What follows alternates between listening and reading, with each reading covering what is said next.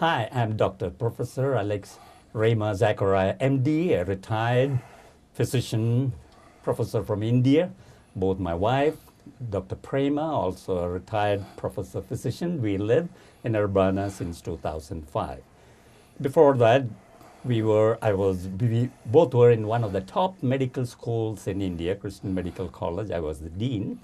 And after coming here from 2005, I was for 2 years the chief medical officer, that is the medical director of Provena United Samaritan Medical Center in Danville, Illinois, 2008-2009. Now we are totally retired, enjoying our retired life. This afternoon, we want to bring to you our mayor from St. Joe. This is about 9 miles from here, and BJ has been the mayor of St. Joe for 32 years.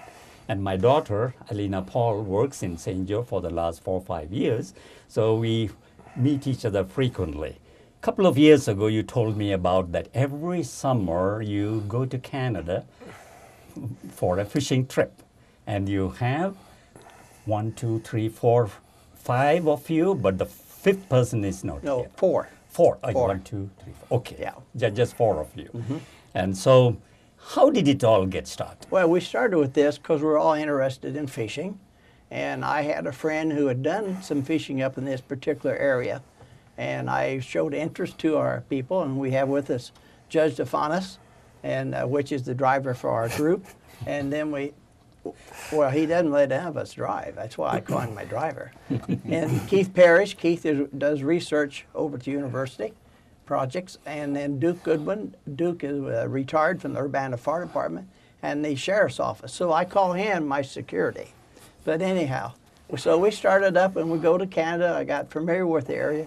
We go to a community called Wawa, W-A-W-A. How many years ago? And we've been going now for 12 years. 12 years. And Tom, you describe how we get up to this. It's about a 750-mile drive. We cross the border at Sault Ste. Marie, Michigan, and assuming we get across the border without any incident, it's then about another 3-hour drive up to Wawa. You run the eastern shore of Lake Superior, and Wawa sits on the northeastern shore of Lake Superior. And from there, we catch a float plane up into the lodge, about another half an hour, 45-minute flight. At this lodge that we go to, they can handle 60 people pretty comfortably. It's a very nice lodge. It's very, very well groomed, taken care of, and they have dock people that take care of and you can leave your equipment right out in your boats. You don't have no problem. This year when we went in, we got ice on the wings as we was flying in. And we were about halfway there, and the pilot said, we're getting iced up. But he went ahead and landed it, and as soon as we landed, he turned and said, whew, I'll never do that again. So we went out, and it was sleeting and raining combination.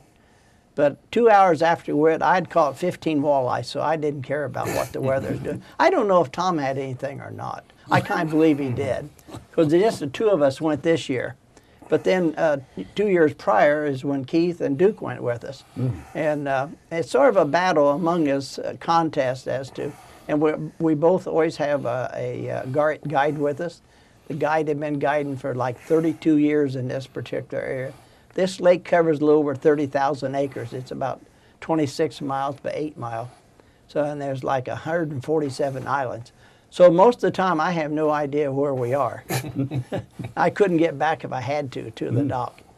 So anyhow, I'll let them tell a little bit about, because they always fish in one boat and Tom and I fish in another. Then a couple of days, then we switch so because we get tired of telling the same stories. Well, one thing that sticks out in my mind is the A boat and B boat designation. There's always, especially if you're with the guide, you're generally the A boat because you're catching more fish. But there's no competition actually there. No. But every once in a while, the other boat will get lucky. They'll catch more fish, and that becomes the A boat then. So it's always kind of a goal to become the A boat, which involves just catching more fish. So that's always something that stuck out in my mind. Duke? Well, when they first invited me to go on the very first trip, do the travel, do the expense and so forth, I was hesitant. And my wife said, why don't you go? You don't owe it to yourself to have one nice trip. Now, like he said, that's basically 12 years ago, and I go every other year. It's just a great trip. It's great camaraderie. And what happens in Canada does not stay in Canada. Sometimes it beats you home. And BJ's always going to teach all of us how to fish. And sometimes it backfires big time, and sometimes he catches a fish now and then. So, What is the total duration from home back home? 6 days. 6 days. Yeah. We're on the lake for 4. We're on the lake for 4 and flying in once, spend the night, then we fly out and drive home. Yeah. A ride home. Yeah. You don't want to spend longer time? There's times when we'll start fishing like 7:30 in the morning and we'll fish till 4:35. Then we'll go in and have dinner, and by 7 we're back out on the lake. And this past year we'd fish till 10 o'clock. So you do that every day. After about 4 days, you're ready to go home. Yeah.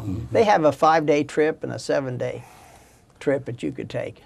And we should be up there at this time right now, tell you the truth. We should be there right now. Because? It just because it would be a nice day to be fishing. That's true. It would be nice. It'd be a nice day to trip. So you go, not all of you together at one time? No, we all go together. together. We go together, 2 boats. Okay. We go in 2 boats. We have a guide who fixes shore lunch for us. We eat the rest of our meals at the lodge. We do the American style, so the food is all furnished. And they feed you way too much food. It's there available. Now, BJ and I go every year, and then Duke and Keith join us every other year. Right.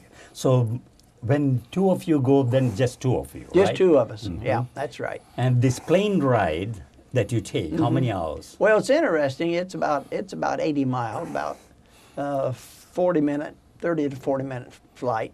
But the first year we went, it was interesting because Duke didn't realize we was going to go up in a plane.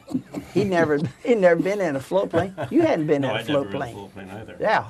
So said, well, we're going. And he said, how do we get there? And I said, well, this plane here. He thought we was going to either drive or take a boat in. Well, it doesn't happen that and way. they've deceived me every year since. And we put him up front as a co-pilot the first trip. And he thoroughly enjoyed it. And how many seater in that? Yes. The old de Havilland Otter can hold 10 people. That includes the pilot, and then they pack all your gear around you. So it's an interesting flight. But these are good pilots. They're bush pilots. Okay. They know exactly what they're doing. And these are 2 propellers or 1? One. Oh, 1 propeller. One prop. Yep. And how is communication there? You have cell You phone have and zero. everything? Nothing? Zero They communication. have a party line that you can use on certain occasions, but other than that, they communicate with Wawa by shortwave radio. Radio. That's correct. And how do you communicate for the plane to come back to take you? They just schedule as to when you're going to be flying out. They put it up on the board, your flight is certain day at certain time. Yeah. And they tell you also which boat that you have so you can leave your gear in the boat. And if we have a problem with the boat, I generally will have to do a little bribing with candy bars, but I generally get us a pretty good boat if it could. BJ brings a large quantity of large candy bars for the young men that work the dock.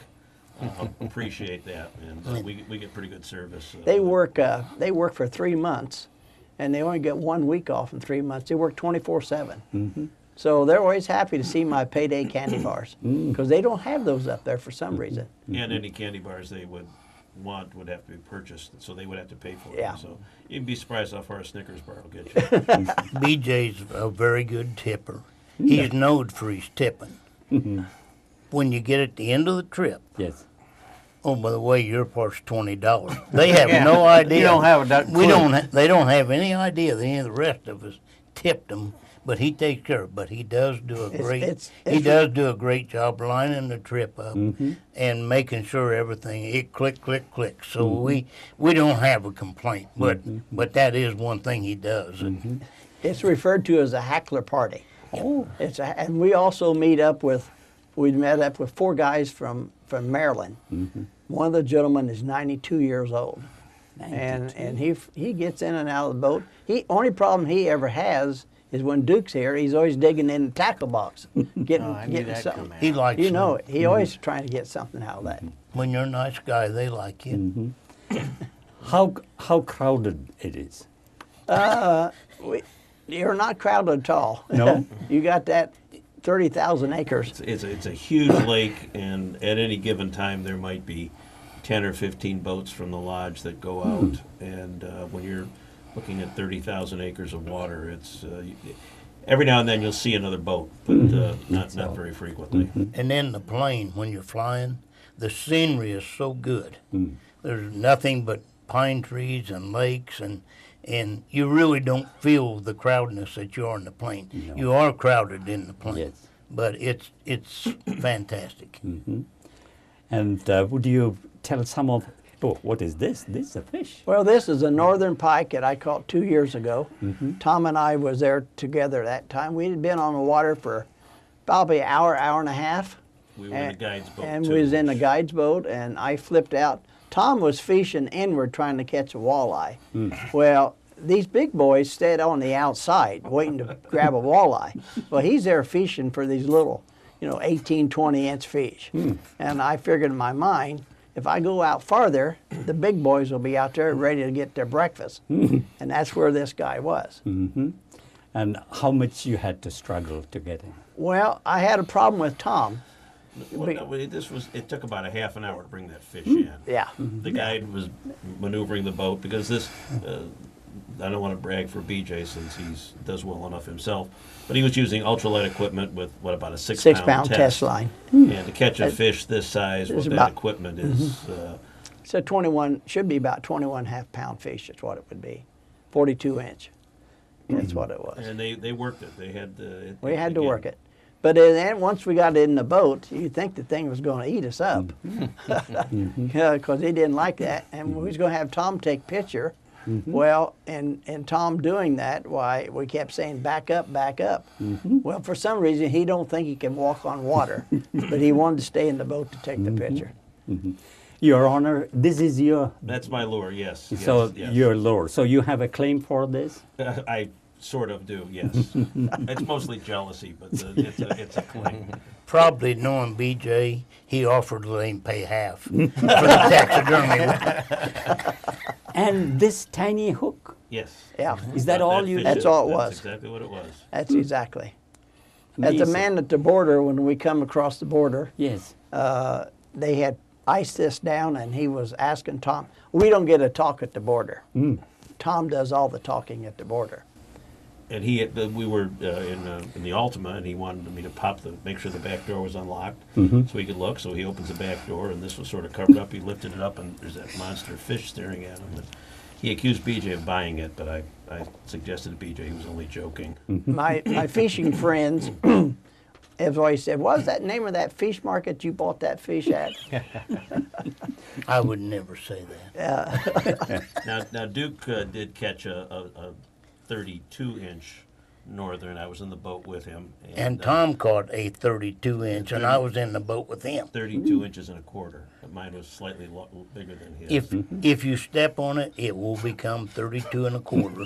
I did not step on mine, I'm honest. But Duke caught his on ultralight equipment, but the problem was we didn't have a guide, and he had to rely on me to land the fish. You want to tell them how that went? Well, I beat it half to death with the net before I got it in the boat. But it eventually worked out, but it was only 32 inches. So then the next trip, he caught the 32-inch, and I'm dipping it. And he had it caught by about that much of the lips. And he's like, "Don't lose my fish." I've never been hugged by a judge, but I was that close. Now, this kind of reminds me of Ernest Hemingway's Old Man and the Sea and the struggle he had throughout the night. So, what is the longest struggle you had to? get a fish? Probably this Probably one. this This one here. This, Be this it. would have been the longest. Yeah. Most of the fish we catch are walleye. They're 18 Yes. to 20 inches. You can bring them in rather quickly. Mm-hmm. Some of the struggle is the weather, though. Like Well, PJ said, on yeah. that Sunday when we went out on the lake, It was. snowing, it was sleeting, it was raining, it was miserable. But The first year we went there, I remember Keith, we were having trouble catching. I kept missing. Keith was missing, and the guide we had a lightweight, real lightweight. I was catching. Yeah, I guess. No, I had a lightweight. But anyhow, Keith finally said to him, he said, you need a fishing rod like this. So Keith said, how much you want for it? He said, I'll buy it right here. And he did. And I caught fish. He bought on it. So the guide went back in the next day and got one out of the stock of that they sell. Came back and he said to me, well, I see you're having problems. Here, just go ahead and use mine. So he loaned me mine, and Keith. The candy bars will get you priority. Bribery, I think they call that. I'm not sure. But Now, could you recall some of the close calls, either? Well, we about burned a log cabin down once. well, now we could talk about that. That was just you and me trying to build a fire. Well, we was trying to build a fire, And when you're a retired firefighter, they really make you nervous. And I told them, you don't check a chimney to see if it's open by building a big fire. You put a newspaper in, you light it. If it vents, well, we then went outside to see if there was smoke We could coming see out of smoke. so out I'm of in the chimney. shower and they all go outside to see if the cabin's going to get on fire. That's my friends. then I crawled up and started poking the smoke alarm, hollering for him to get out. The building is on fire. PJ and I did get caught in a very bad storm. Yes. There was probably 4-foot waves, and we're in maybe a 16-foot boat Yes. with a 15 horsepower motor, and that was rough. That took us a long time to get back. Though sometimes the wind will pick up. Guides are good; they can sense the weather and predict the weather. But we got caught in a bad windy condition. And I don't know anything about running a boat, but he had white knuckles when we got back. It was a bad. difficult. It was It a was bad. difficult. We could have easily been spilled in Yeah. the swamp. And then that's what happens. I mean, obviously, it's a big lake, and you have to be careful. And Those what you're winds doing. come up. Those storms come up pretty fast up there. Now, don't you check the weather before you go on the Why radio? would you check it with? Oh, The guy, you the don't have your guides, iPhone. the guides will. They will stand out and look, and I trust them. Yes. And they will look. Now, the same way when we're flying in or flying out, they have communications. If they can leave the north end, we can leave the south. But if they only get halfway and they call it off, we all turn around and go back. And so they're real good about not on purpose getting you in a bind. have Fog- you ever fog is turned one- back? Have you Oh, ever? Many Yeah. times Yeah, we've turned back. because of Yeah. fog. And it gets foggy whenever they can't see their engine. It's time to turn around. Because they have no equipment. All they have is a GPS and a radio Right. from base to base. That's all they have. You said snow and hail Yes. in the middle of summer? June 1. 2nd. June we were the up there 2nd. June 2nd Yeah. on the lake, and it was. Yeah. This And I think last we've year. seen snow one other time up there. We've fished in snow before. Yeah, And I then there's think some we days have. you work on your tan. It gets up to 65, 70 degrees. And Yeah. It you does? Just, you bring you dress in layers. And you have what you bring. I mean, there's no little town or no Walmart or nothing. What you bring, you're there. And Tell us something about the food you eat. You said you get plenty of it, but what? Well, for breakfast, as you will have all kinds of fruit and muffins and etc. Anything they could fix on a grill, you can have. One year, one guy was with us. That was when there was 6 of us. He ordered 6 eggs. He eats 6 eggs every day. Eggs for breakfast. That's his ritual, Yes. and has low cholesterol too, dog. You have eggs, pancakes, waffles. but he makes the hot rest cereal. of us look little. He's like a mountain man. So a bear goes by the cabin, by the eat we're all eating. Me, I wanted to see the bear. I run out. He grabs me, picks me up, and runs after the bear. If you've ever seen the Road Runner, Yeah, yes. my legs were doing that, but I was going toward a bear. them are the kind of things we have memories of. That's it. They do have bear up there. They have? Moose. Bear Oh, and yeah. moose, bear Yeah, and very, moose. very large And- black bear, not the kind you see in the Smokies. We Yeah. this last time up there, we were in the boat with the guide, and he mentioned, look behind us. And at one of the islands where we occasionally have shore lunch, there was a black bear standing up, big black bear looking at us, like, and we were probably maybe 100 yards away. And I wanted to make sure we weren't going back to that island for lunch, but he said, I'm sure the bear will swim off. But we've had times when we've gotten on the islands to eat, and the guide will say, I smell bear. And I asked one of the other guides, can he do that? He said, yes, he can, and he probably does smell bear. So it's an adventure. It's a lot of fun, but you really have to be careful. You have to know They what will you're doing. prepare the meal at noon, and of course you have fish. You have and they'll fix potatoes and onions and cook those on the open, and then they'll have baked beans and cream style corn, and you always have a loaf of bread. You have some ham and pickles to eat on while Keith is cutting the fish up, which is what he's always working doing, helping the guide. I help him a lot too. I stay out of the way. Yeah, that's Coffee. And we'll have to go down to the lake with their pot and get coffee or get the water, pour the grounds in, and then they come back with a cup of cold water out of the lake, of course. And when it's right time, they'll dump it in. And as soon as it's dumped, the grounds goes back, and Tom's got his cup out there ready for that first cup of coffee. But then in the evening, we'd go in, and there, Yes, you know, you'd think we'd have fish, but no, we have the fish at lunchtime. Okay. They have prime rib, they've had pork, they have spaghetti, turkey, and all the fittings, and they have all the kinds of salads, plus desserts. And you tend to eat a little more because you are burning calories. Yeah. Well, yeah, if you're out in a boat 8 hours, yeah. And of course, we always take coffee with us when we go out in the boat. And of course, we have snacks in which we can snack on. And this guide, one of the two guides that we use all the time. We've went enough that we basically know their routine, and they know how to keep us happy, and it just goes it's like smooth. When we got off the boat this time, why, this one boy, the dock boy, he said, "Hi, BJ." He says, "You remember me? I'm Phil." He says, "What kind of candy bars you bring?" What kind of candy bars you bring? So they remember you for the candy bars and yeah. the other. Yeah, They're the Hackler party. That's the what we Hackler are. party, yeah. We have no other identity except that. And for this 2014, June first week, second Yeah, week? 1st of June. 1st of June. Yeah, yeah. And you'll be back by The 6th. 6th. Right. Yeah. And the when 6th. can we have you all back here? Well, Same- if we all survive the trip, and I don't have to throw any of them in, why? Of course, they can swim. I can't. The first year we was there, we were fishing. We were in our cabin at night, about 12:30 at night, and we heard this shotgun go off, wham wham, and a bear was screaming and went running right in front of our picture window. The three of us got up to look and see what was going on. I said to Tom, "Are you going to get up?" He said, "I'm smart enough to know when they're shooting. You don't get up and look out the window."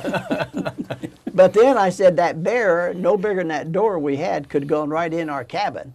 And he said, well, if he did, he said he would just have to eat me because he can climb faster than I can, and I'm too heavy to get underneath the bed. He can outrun me and he And can yeah, outswim me. Other than so- that, I got a good chance.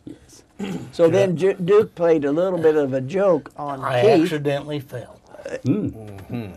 He scratched the door, and he Yes. thought it was the bear coming in. Scared him, and scared. Wait, I can see. I wasn't so much scared as I was kind of half asleep at 2 o'clock in the morning, so I'm not used to somebody scratching on my door at 2 in the morning. in the And first he place. explained that to me. Now, Yeah. now, BJ, do you have some closing words before we'll all be back next year? Well, we'll be looking forward to it. There'll be still the Hackler party going up, and I'll be talking to Violet. These guys don't know who Violet is. She's my contact person. They don't believe there is a Violet, but there is a Violet. And we'll be sending our deposits in December, and of course in about April they'll be calling, and will send the rest He of the does money. in, this, Yes. And I And take and we do this. and I'll- And I'll- any new people that join us that aren't familiar with this, I just remind them that the average liar doesn't stand a chance with this. And as soon as we get back to Wawa, where we have self-service for our phones, man, we're on the phones calling. There's no doubt about it. Yep. Especially if we get across the border. That's the secret of getting. But one of the things, we was going across the border, and this border said, this official said to Tom, what's everyone's occupation? And he told him he's a judge, and he worked at the university, and he was a retired fireman and deputy sheriff, and I was a mayor. And he leaned forward and said, Mayor, which one's a mayor? I said, I am. He said, you boys go right ahead, have a good fishing trip. So So- we'll be back next year, 2014, second or third week of June, and we would like you to tell more stories and your experience. Maybe one of us will bring our own fish. Yeah. Yes. And thank you for watching us.